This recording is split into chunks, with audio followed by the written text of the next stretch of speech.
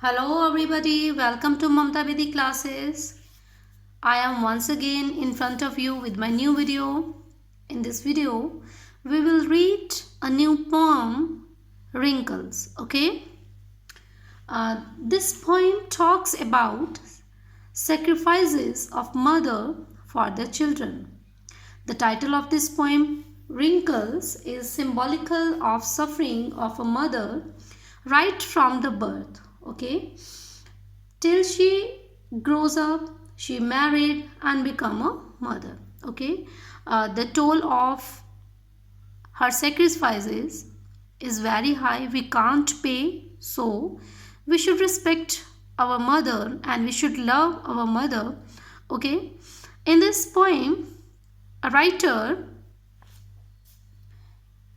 tried to explain the infinite sacrifices of a mother for their children. Okay, so what writer says, we will read the stanzas of this poem and understand. Okay, in first stanza, poet is saying, my mother making bold today, I begin to count wrinkles on your face. As I told you, wrinkle represent the pain and situations of a mother.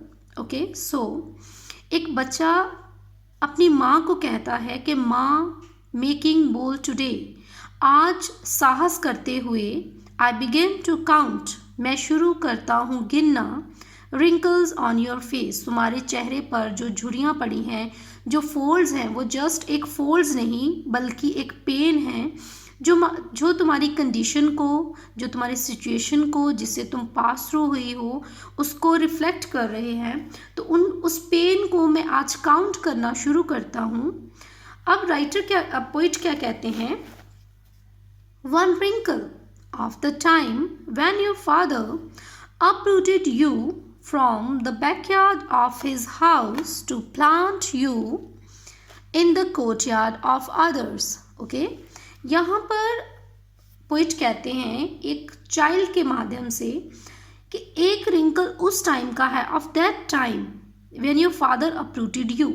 अब यहाँ पर uproot word का मतलब होता है किसी को जड़ से उखाड़ना. Okay, let's we take example of a plant. Okay, when we uproot a plant, it is very difficult to survive in another soil. Okay, जब हम किसी प्लांट को अपरूट कर देते हैं, जड़ से उखाड़ कर दूसरी जगह पर हम उसको प्लांट करते हैं, तो उसके लिए सरवाइव कर पाना बहुत ज़्यादा मुश्किल होता है. तो यहाँ पर पोइट ने एक एग्जांपल ली है कि तुम्हारे फादर ने जब तुम्हें अपरूट किया. ओके, वैन यहाँ पर इंडिकेट कर रहा है when you got married. Okay, तो उसने क्या किया, from the backyard of his house to plant you in the courtyard of others. तो तुम्हें अपने घर से उसने अप्रूट कर दिया किसी दूसरे के घर में प्लांट करने के लिए. इट मीन्स कि तुम्हारी शादी हो गई और उसने अपने बैकयार्ड से तुम्हें निकाल कर किसी के आंगन में तुम्हें लगा दिया. और उस टाइम पे भी तुम्हें बहुत ज़्यादा पेन को, बहुत ज़्यादा सेक्रीफाई किया, तुमने पेन को सफ़र किया उस टाइम पे, है ना, क्योंकि बहुत ज़्यादा मुश्किल होता है एक फैमिली से न्यू फैमिली में एडजस्ट करना, because there are different rules and regulation, different kinds of situations in another family. Okay, so it is very difficult to you. अब नेक्स्ट पोइट क्या कहते हैं, in next stanza, poet is saying, one wrinkle of the time when I nourished myself on your blood and grew in your womb. अब यहाँ पर इस stanza में poet उस सिचुएशन को, उस टाइम को रिप्रेजेंट कर रहे हैं जब वो अपनी माँ की कोख में थे, जब उन्होंने अपने आप को नरिश किया. You all know about the growth of a child in mother womb. Okay, तो क्या होता है कि पोइट कहते हैं कि एक रिंकल, एक पेन उस टाइम की है, when I nourished myself on your blood and grew in your womb. जब मैं तुम्हारी कोख में था तो मैंने तुम्हारे ब्लड से अपने आप को नरिश किया. इट मीन्स जब तुमने अपनी कोख में मेरा भरण पोषण किया तो उस टाइम पे भी तुम्हें बहुत ज़्यादा सिचुएशंस को फेस करना पड़ा, बहुत ज़्यादा प्रॉब्लम को फेस करना पड़ा. तो एक रिंकल उस टाइम का भी है, ठीक है। फर्स्ट रिंकल कब का था? जब तुम्हारे फादर ने तुम्हें अपने बैकयार्ड से अपरूट करके किसी और के कोर्टयार्ड में लगाया, इट मीन्स जब तुम्हारी शादी हुई। सेकंड रिंकल उस टाइम का है कि जब बच्चा माँ की कोख में होता है, तब भी माँ को बहुत ज़्यादा प्रॉब्लम में से गुजरना पड़ता है, okay. In next stanza, poet is saying, another wrinkles when I sucked from your breast the comeliness of your face. अब यहाँ पे पोइट एक्सप्रेस करते हैं उस टाइम को, उस पेन को, जब बच्चा माँ की छाती से दूध पीता है, उसकी जो कोमलीनेस है, उसकी जो सुंदरता है, वो सारी चली जाती है, because she has to take care of her child, है ना। तो उसको अपने बच्चे को देखभाल करना होता है, तो उसी कारण उसकी जो कोमलीनेस है, जो उसकी सुंदरता है, वो सारी चली जाती है। It means mother gave all she possesses to her child, okay. And still another wrinkle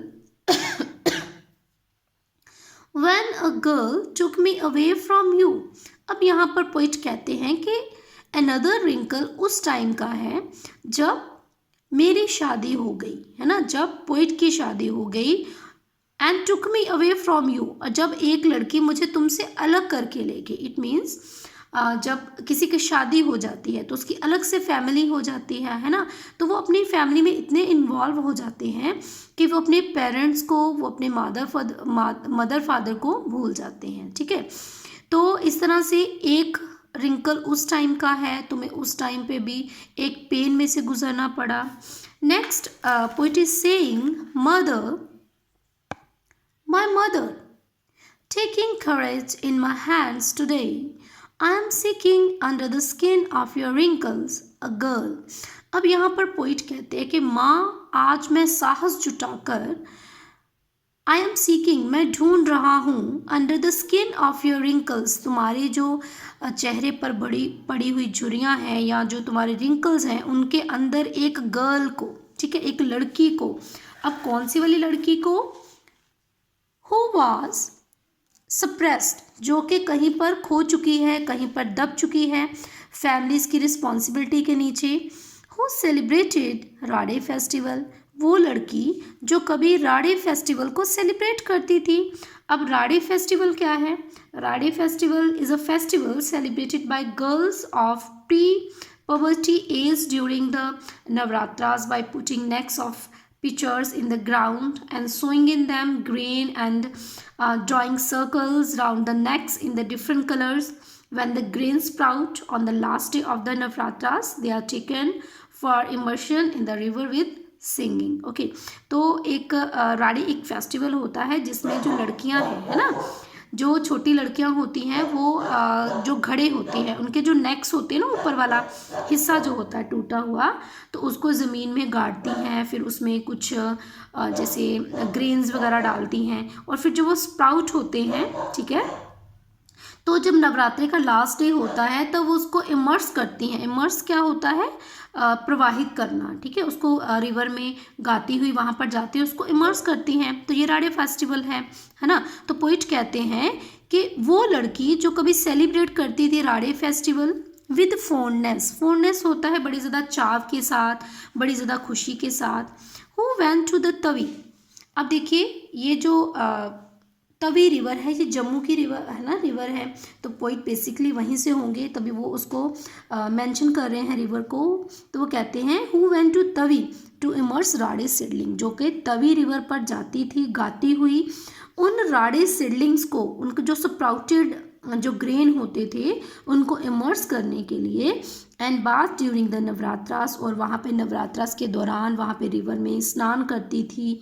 who played hopscotch. अब हॉपस्कॉच क्या है? It is a name of game, okay, which is played by girls, okay, और boys also in childhood, okay. तो पहले time में few years ago. तो ये जो गेम थी वो खेली जाती थी, इसको स्टापू बोला जाता है, ठीक है। तो बच्चे खेलते थे, वो मार्क करते थे ज़मीन पर, कुछ बॉक्सेस बनाते थे और फिर एक जैसे को पीस ले लेते वुड का, है ना, या फिर स्टोन का, तो उसके साथ वो उसको खेलते थे।